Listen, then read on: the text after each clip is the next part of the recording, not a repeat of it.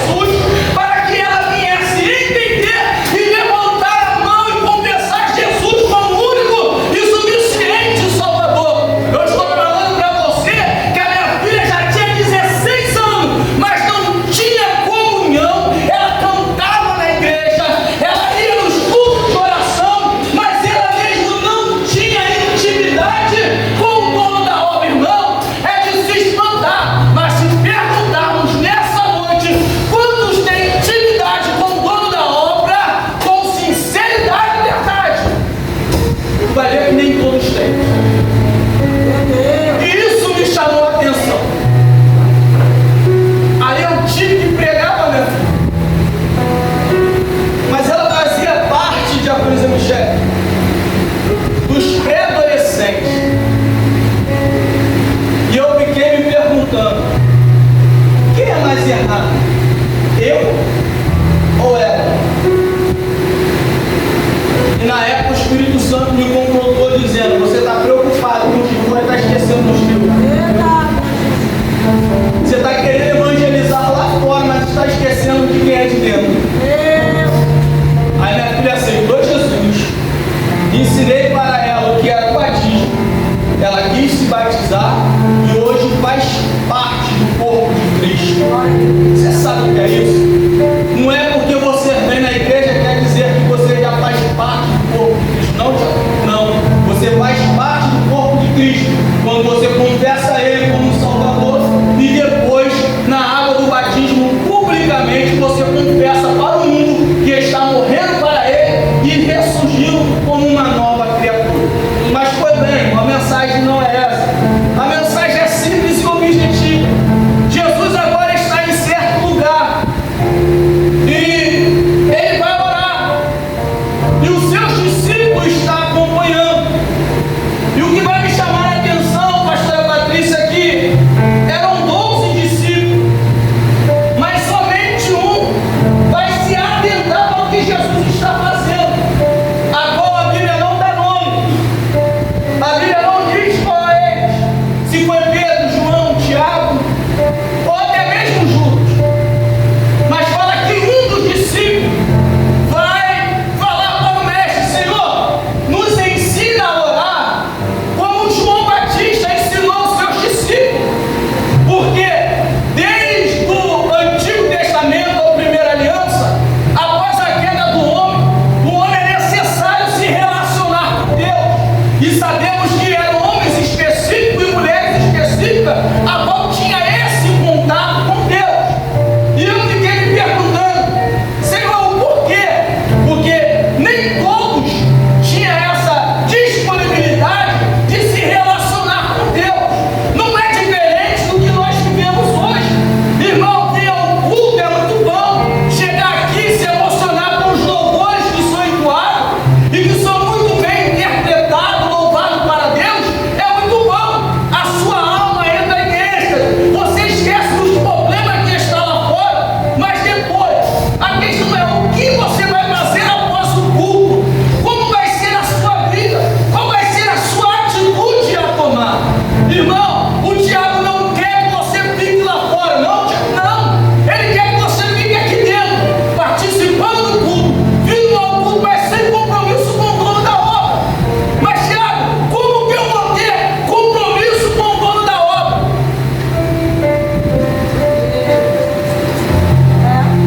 Eu entendi que a polícia dizia que muitas das vezes eu estava orando errado.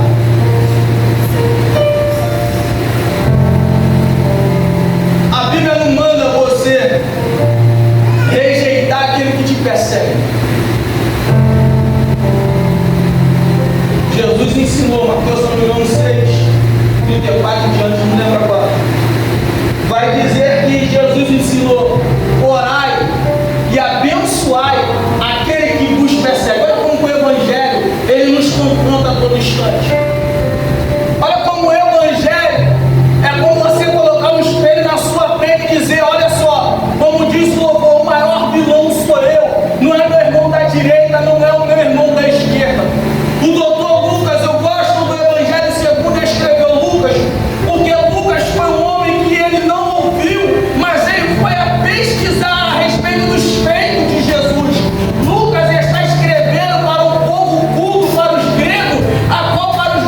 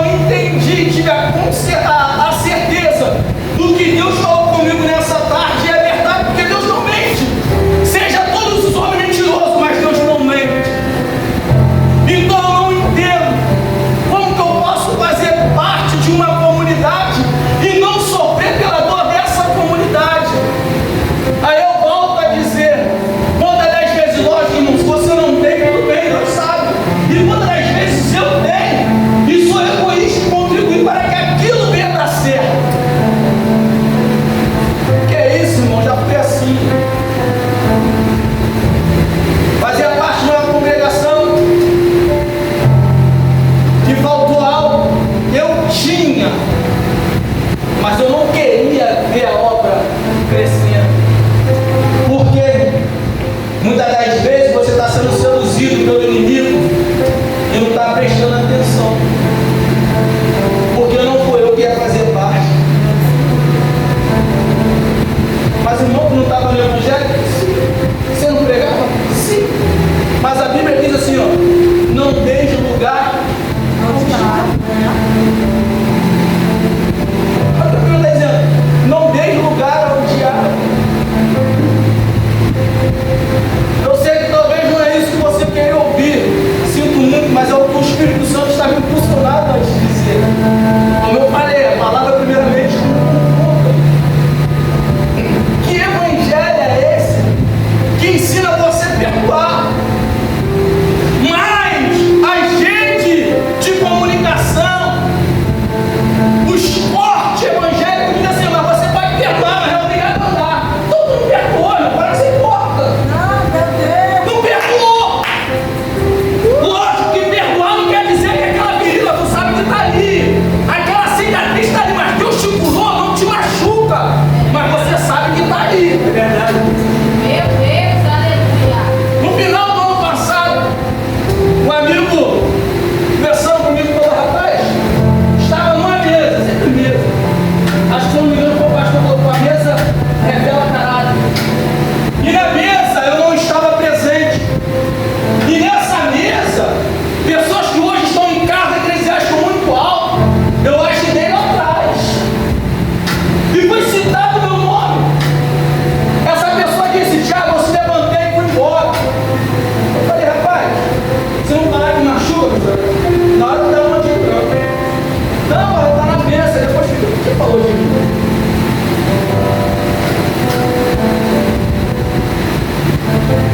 Tem gente te trocando por oportunidade, irmão. Isso não é evangelho. Isso é oportunismo. E a pessoa falando, vai fazer o quê?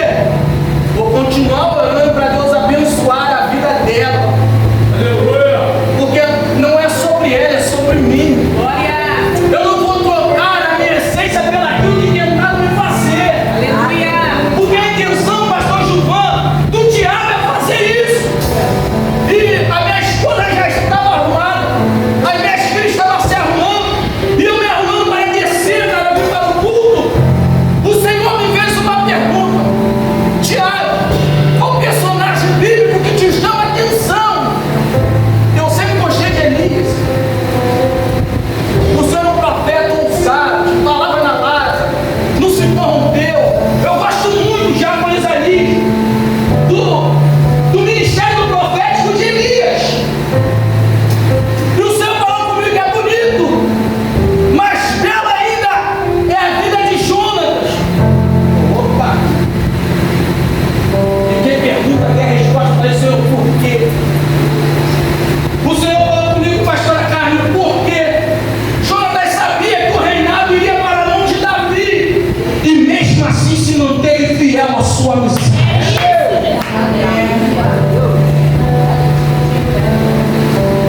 Aí eu entendi, diácono ministério, que ministério vai além de oportunidade, que ministério vai além de unção.